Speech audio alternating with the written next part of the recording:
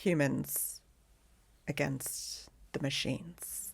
Today I bring in two friends to come and chat to me a little bit about this topic of how we as humans need to evolve, adapt or die in the face of this onslaught, if you like, or evolution that artificial intelligence is bringing into our workspaces, how we define our job roles, how we actually position ourselves for value. Stay tuned. I think you're going to enjoy what comes out when we rattle around our three brains and give you our insights. You're listening to The Brand Compass, conversations to navigate your way to building a brand fit for purpose and poised for success. Here's your host, 𝗘𝗣𝗜𝗦𝗢𝗏. Hello there, my friend, and we are back for another installment, and thank you for choosing to listen to us today. This is the place where we get into all the ways in which your personal brand meets the humans you serve, and I'm 𝗘𝗣𝗜𝗦𝗢𝗏, your host on this conversational journey. Today, we're going to have another one of our roundtable episodes. So we've only done one other one of these with my friends, Mark Franklin and Imogen Jones, my work buddies. They've been on many times before. And the previous episode we talked about in a roundtable session was on self-expression and self-promotion with the lens of personal brand. So if you want to go back and listen to that, you can. It's episode 66. But today, I wanted to dig into the topic that's been itching and burning at the back of my brain a bit. And that's this bit about how do we navigate ourselves as professional humans in the face of the rise of these machines. Now, I don't mean the Terminator kind, although I kind of do. There's a lot of uncertainty around at the moment while artificial intelligence bleeds itself into everything that we hold true. And the ground, I don't know about you, feels like it's shifting beneath our feet. So I'm going to bring Mark and Imogen on. Guys, come and join us. Let's get into this conversation. Yay! Hey! Hey again. Hey, it's so nice we get to play all together. This is really fun.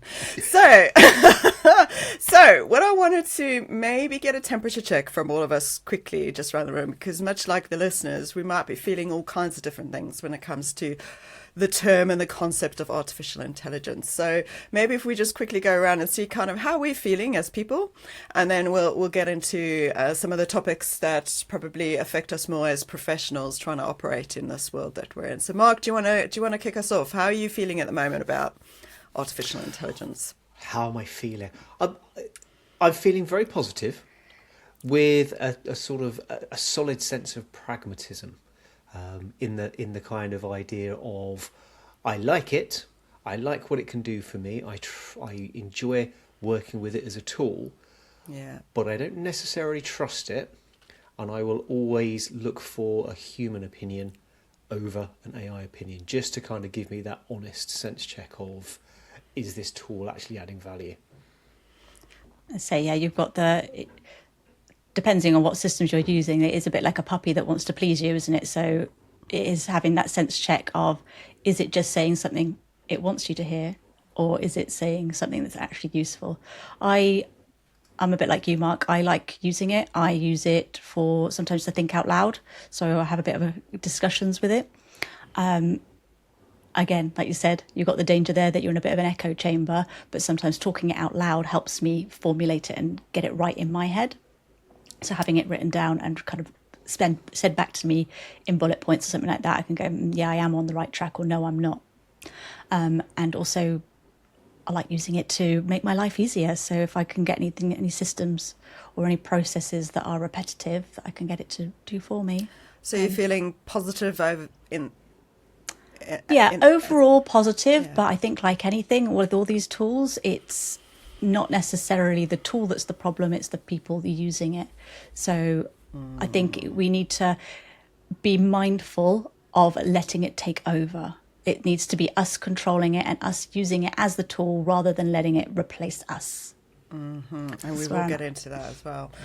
For me, I'm not an early adopter. So I think I'm naturally cautious because I'm more of an early majority adopter in terms of like a technological thing. So I'd rather someone worked out the kinks first so that I don't waste my time on something. I think I was fighting it for a little while early on, as you both know, because there's a lot of things that people are trying to use it for that I actually enjoy doing, but what I've come to realize, probably like most humans, is that it's more about evaluating the things that actually drag you down and what can it help, boost and help you with, so that you can focus on the things that you enjoy. And for each one of us, that's different, right? So we all have different strengths and things that give us energy or drain us. So that's kind of the place I'm in. But much like you, Mark, I feel I got this healthy, like 80% level of pragmatism behind me going, okay, that's all right.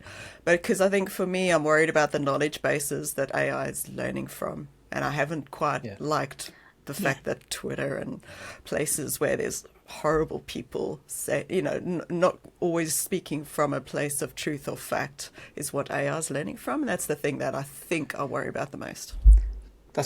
It's something that someone said to me a few months ago, this idea of modal thinking, which I kind of got really sort of intrigued by, the fact that all these large learning machines are giving you the answers that are appearing most frequently in its search, as opposed to identifying the correct answer. So whatever is making the most noise is the sort of feedback it will give you, which is in many ways scary when you think about who's making the most noise right at the now. moment. Yes. But I also wonder, and I don't know if it's a generational thing, but I feel kind of blessed in the sense of we've grown up with technology changing at such a rapid pace, and we've seen so many things come in, and I kind of feel lucky in the sense of every step of the way we were kind of taught, or we're of that age where the first question we typically ask is, how can this help me, as opposed to what can I stop doing now that I have this lovely shiny thing?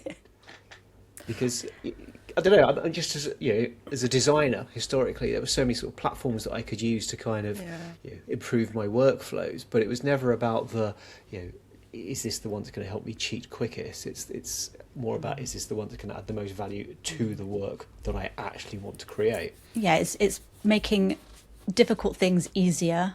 So I'm like, I don't know, from a design perspective, I've never been a designer, but things like background remover, when I spoke to my designers previously, the amount of time it took to take out a background of any image was like precision, like engineering almost.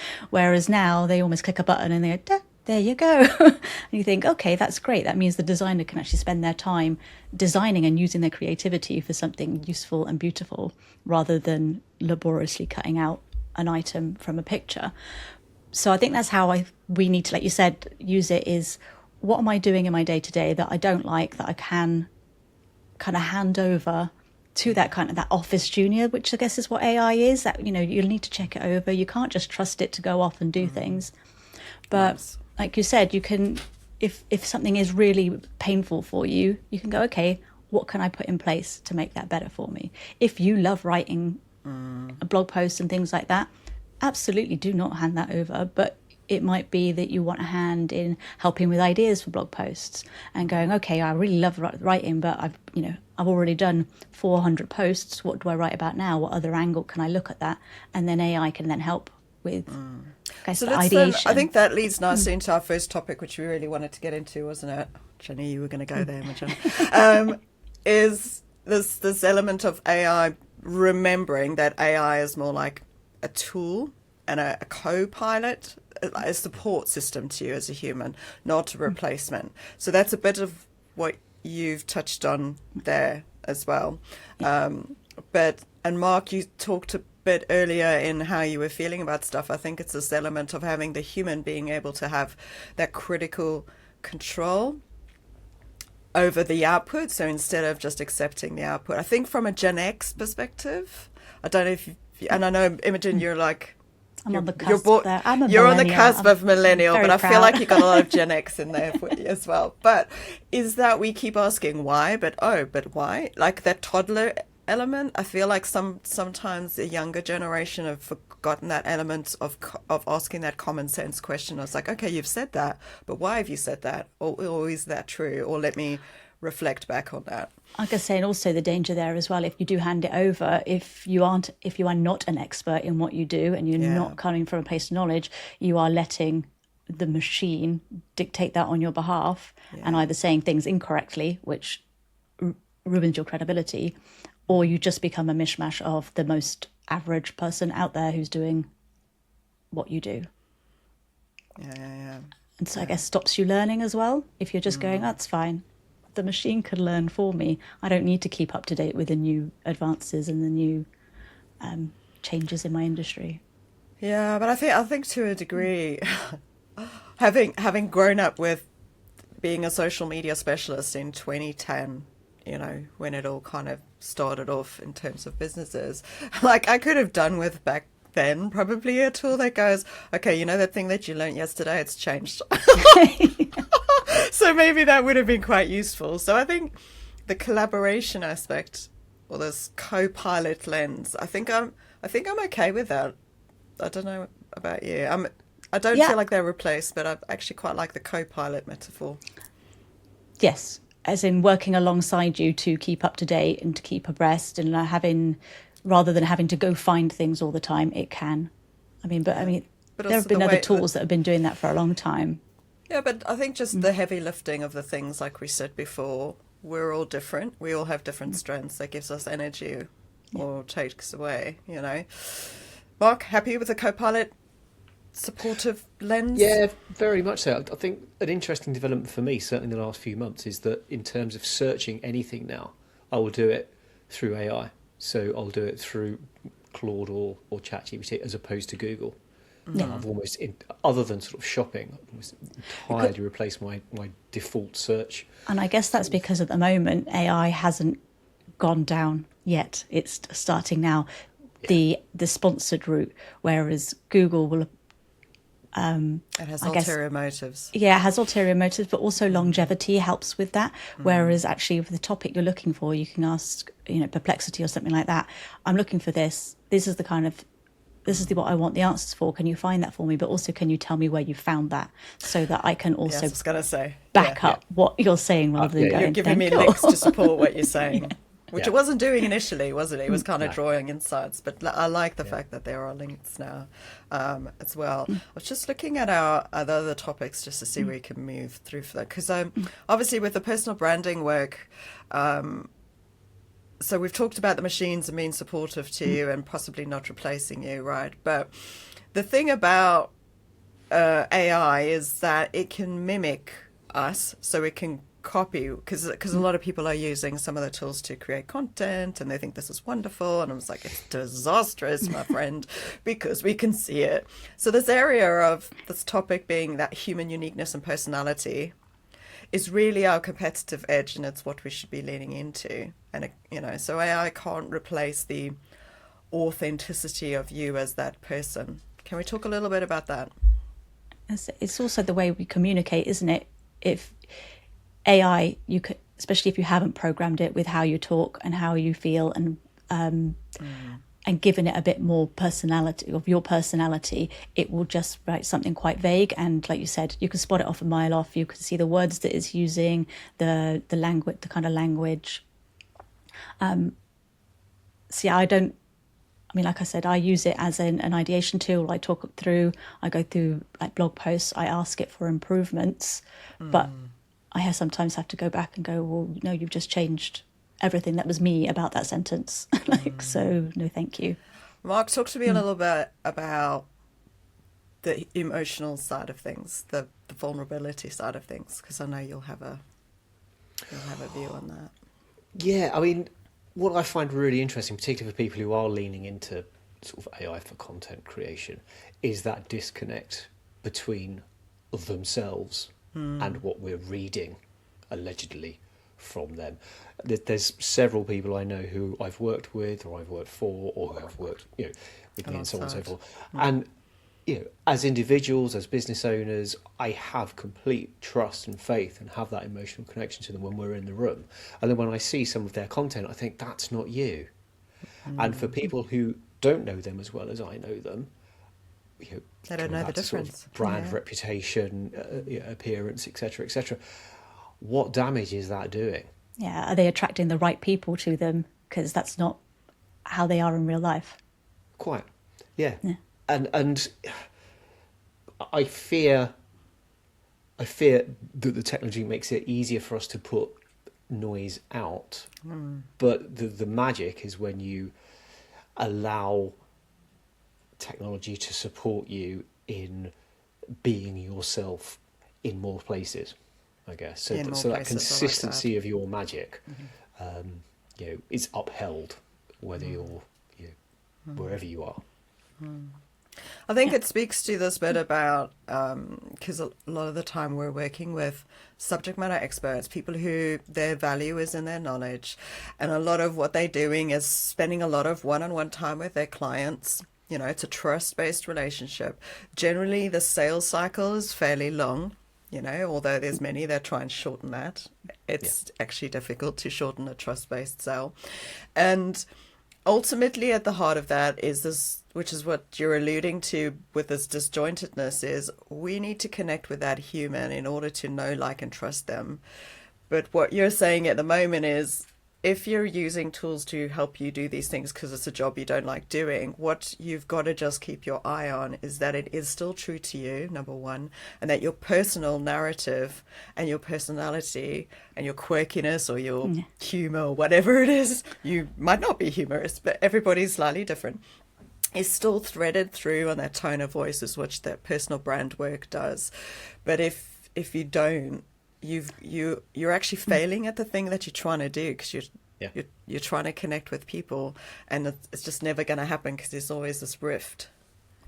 Absolutely. I think the biggest compliment that someone can sort of pay you is that when they meet you in the room for the first time, having followed you, on whatever platform for so long, the person they meet is exactly what they were expecting and hoping for.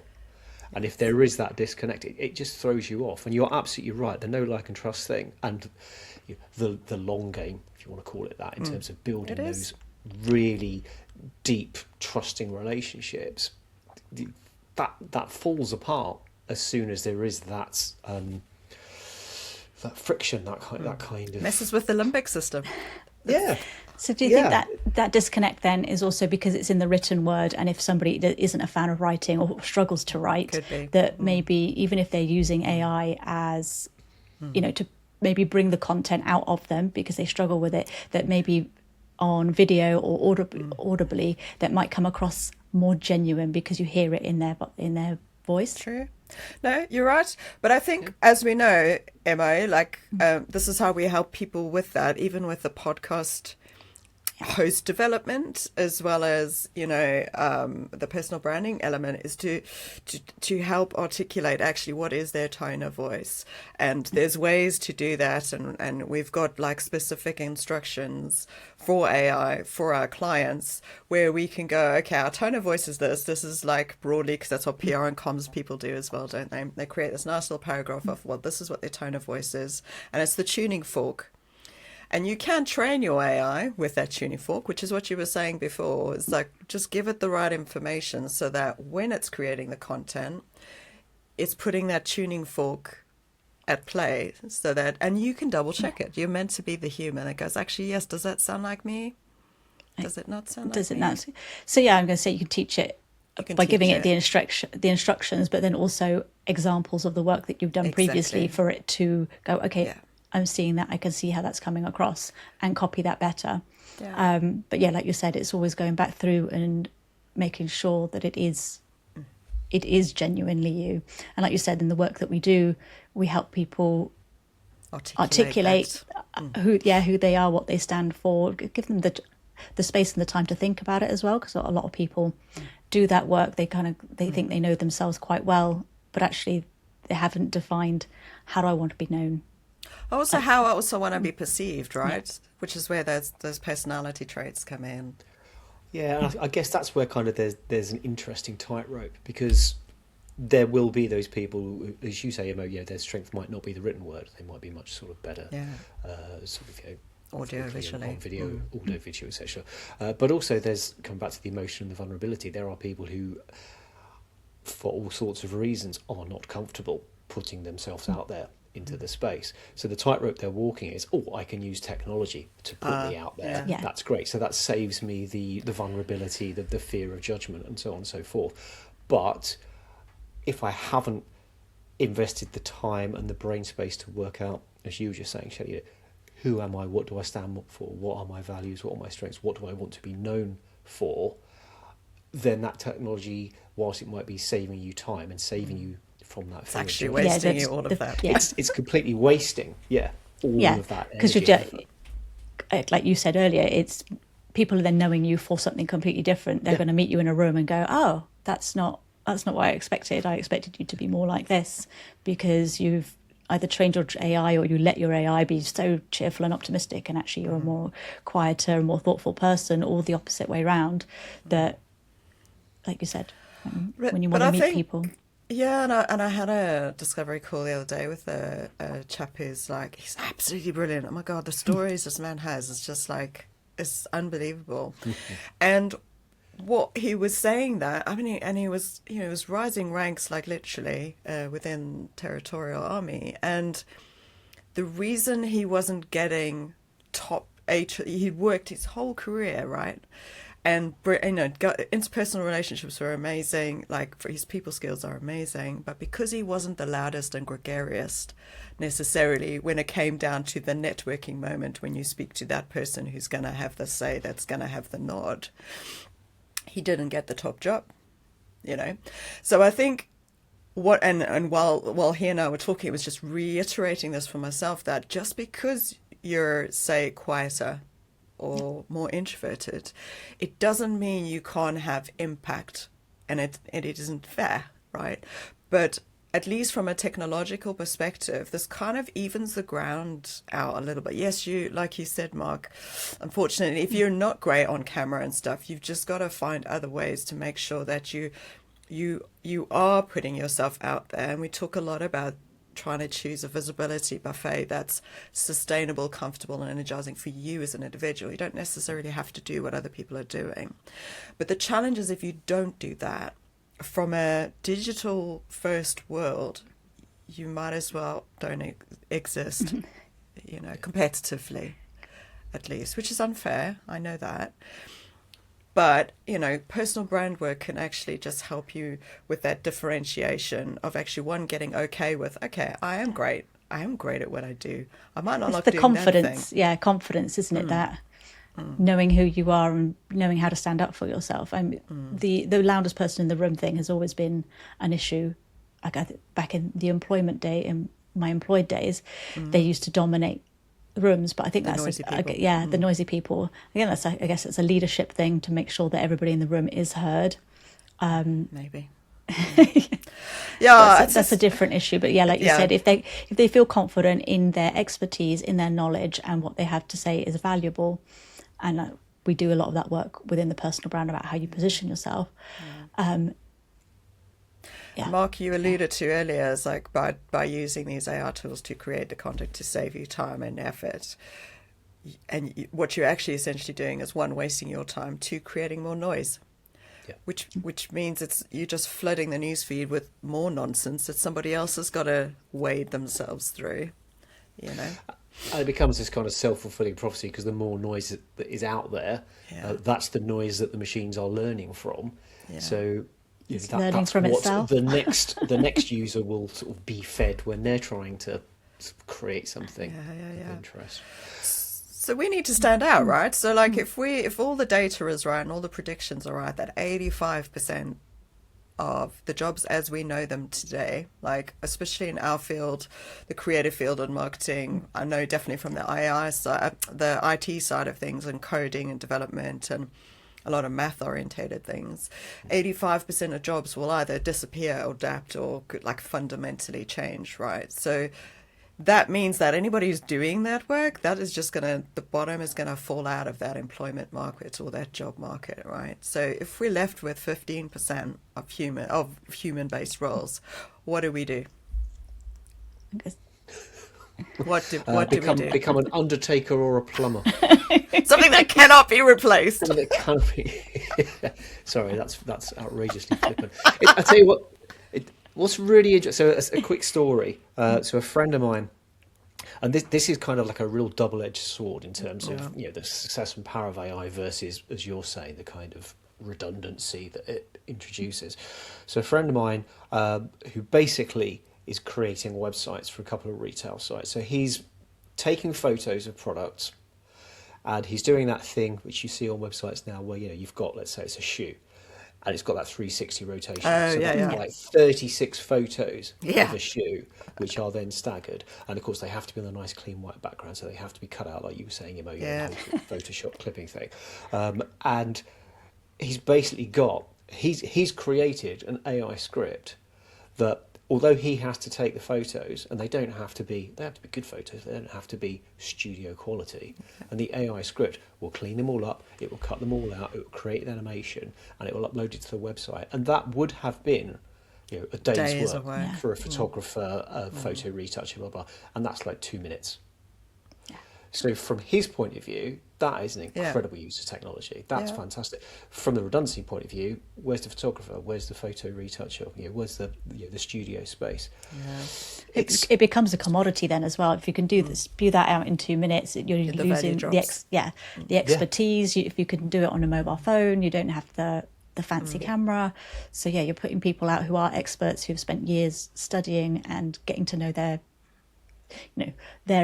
field really, really well, completely useless. You're like, oh. And then, but to flip that then, so on the other side, so if you happen to be sort of a photographer, a product photographer, let's say that's your speciality, coming back to what sets you apart, why would we choose you as a photographer as opposed to automate a script?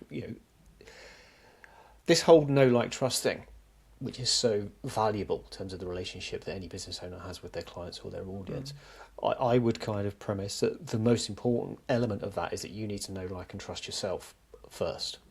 If you have that passion, belief, clarity and value in terms of what you do, then you are more likely to stick to your guns and find a way to become the photographer of choice, let's say. And stay relevant. And stay relevant, and deliver a product, service. Like I say, that's where fresh. The service part then comes in, isn't it? If it becomes a commodity, you don't get service, you just get the output that I say paid for, I guess, underpaid for. Whereas if you want to be looked after and you want somebody to guide you through, if you're new to something or you just want to know that you're doing it the right way, then it will be done on relationship, which is where the personal brand is becomes the way to attract the right people to you. Yeah, and I think because the newsfeed is so, I'll just say newsfeed as like a general, like what people are consuming on a daily basis, right? Doesn't matter where they're doing it. Is that if you haven't kind of worked out this element of actually, why does someone pick Mark? Why does someone pick Shelley? Why does someone pick Imogen? If you haven't worked that bit out, you don't stand out in those newsfeeds because you haven't done the work. You're saying the same things that everybody else is saying. So the buyer has no idea how to pick one from the other. The only thing that makes you stand out is your personal stories, and they go, oh, I like Shelley, she's struggling with perimenopause, she understands that there's like 50 marbles that change on a daily basis, and I can get that, but she's still professional, she knows what she's doing, she knows how to balance her life, actually she'll get me, I want to go with her. Or same for Mark. Oh, Mark's a musician, he's a creative, but actually he's quite empathetic and emotional, but he's brilliant at what he does. I like him, I like his story, I want to connect. But if you're not telling those stories, and Emma, of course you have your stories, if you're a dog mum and have a lovely gentleman golden retriever and a very grumpy tall partner. Sorry, Dan. But they're all there. Yeah, but she's the rainbow, and he's, you need balance. So at the end of the day, people will connect with those stories and find them funny. Like, did make Mark? Like, do you know what I mean? So it's. Totally. If you're not telling those personal narratives, you're not standing out, you're not differentiating yourself. The other thing I worry about when you were talking that double-edged sword there, Mark, is, and Emma, we have this issue like from the podcast management perspective, is that because there's all these wonderful tools that are perceived to do all of these wonderful things, and if you don't know any different, you think that they do and do them right. There's a lot of people now that just broaden what it is that they're doing. Go, oh, don't worry, I can do that for you. No worries, I've got a tool that does. They broaden and get outside of their lane. And this is the part that annoys me in general anyway, mainly because of our field being the way it is that people don't stick to their lanes. And the other thing I would say for anybody listening is just keep sticking to your lane. Yes, evolve, adapt. Sharpen up, raise yourself above, but don't keep broadening that lane, because actually you're just adding to the nightmare for the buyer. I think that's probably where AI steps in as well, because especially ChatGPT, which tends to be the one that a lot of people are using, because it is that really excitable puppy, you feel like you know more than you And do, you can or do it everything. it gives Yeah. you the confidence to go, yeah, sod it, why not? Yeah. But we know that this whole Dunning-Kruger effect, right? We know good experts, the more they know, the less they're certain of saying to you, I am an expert, because of their longevity of their knowledge. We've been around long enough to see these cycles. We've been around long enough to know how humans start reacting to things. And we know what stays true, right? And all experts in their areas, if they're good ones, know that. But you've got to find a way to communicate that in your messaging, that you aren't just a guru and an expert. You've got to share that you've had that period, you've had that journey that wasn't just the last 6 months on TikTok and ChatGPT, and now you're the special person. Do you know what I mean? And I feel a little negative now, but No, like I say, but it's a little gripe I have. that grows over time, isn't it? And it's demonstrating over time. So as with your personal brand, you're always putting yourself out there, you're always demonstrating that you know what you're talking about, but that compounds over time. If you've been doing it for 6 months, people go like, oh, where did you come from? You've just come out of the woodwork. If you've been doing it for 3 years, you can see. Yeah. So people have that longevity as well as the knowledge and expertise. And I guess a lot of experts as well are always continuously or continually learning. Yeah. Mark? I was going to say, not to sort of completely disagree, because I'm not completely disagreeing, but longevity. Healthy discussion, Mark. Yeah, exactly. I Multiple don't opinions. know if it's longevity in terms of I've been doing this 10 years, so I know more than someone who's been doing it 6 months. I wonder if that consistency piece is just as, if not more valuable. Yeah. So I may have only been doing this 6 months, even though I've got 20 years, 30 years, 40 years, 50 years of life experience, whatever it is. But in that 6 months that I've started to share my story and my value, I've done it in a way that demonstrates that consistency, that demonstrates my true passions, beliefs, strengths. I've done it in a way that people have that opportunity to say, yes, he's for me, she's for me, or no, that's not my LinkedIn specialist, that's not my brand. But you have life experience, right? So generally, say you've shifted gears and you are starting something new, you still have that crux of you, isn't it? So that's not, what I'm saying is, don't be 18, get on TikTok for 3 months and say you're an expert. And not to say you don't have experience at 18, because there are many kids that have very complex backgrounds and experience, right? But it is that authentic how you share that story and go, look, yes, I know I'm this, but you know what? I've played with all these things. I've experienced. You know when you're starting your journey to becoming an expert, there's stages to that journey. So I have no problem with that. The flip side, Mark, is somebody who does think they know everything, right? And then they get stubborn about change, and that's not what we want. No, sure. No. But I think, because I'm thinking of a guy, I met someone just last week, I think it was, hideously young, annoyingly young, outrageously talented, one of those... Still jumps out of bed. Yeah, just awful people that is far too amazing for their own good. But what they were creating, and again, it's a very new kind of startup essentially, but the premise behind it, the thinking behind it, the intention behind it, it doesn't have longevity yet, but there's a clarity and consistency that makes the whole thing very exciting. And I think And it might evolve. The idea might evolve. And it will evolve. Yeah. But touching on what you were just saying there, Shelley, it's that innate human clarity of someone who's very clear that they want to do a good thing and they want to do it well. Which I love. Yeah. So regardless of the fact it's a very new idea, it's a powerful idea because it's being delivered in a way that genuinely captures sort of people's imagination and curiosity. Because it comes from a place of purpose, and they can see a bigger vision, and they've learned to articulate that. Yeah. Oh, wonderful. Yeah. How dare they at that young age as well? I know. I'm very jealous when I see people like that. I'm like, oh gosh, like I just wish I had a lot of these tools when I was starting out, because damn, it was hard starting out. It was really hard. So I think we better leave it. I mean, again, coming back to the design thing, do you not think? Again, going back to my friend taking the photographs and getting them up online within like 2 minutes. I know from many hours, is, days, yeah. weeks experience of how long it takes to Yeah. take a good photograph, Yeah. get it into Photoshop, cut it out in Photoshop. Oh no, your scratch disk is full because you've got like a,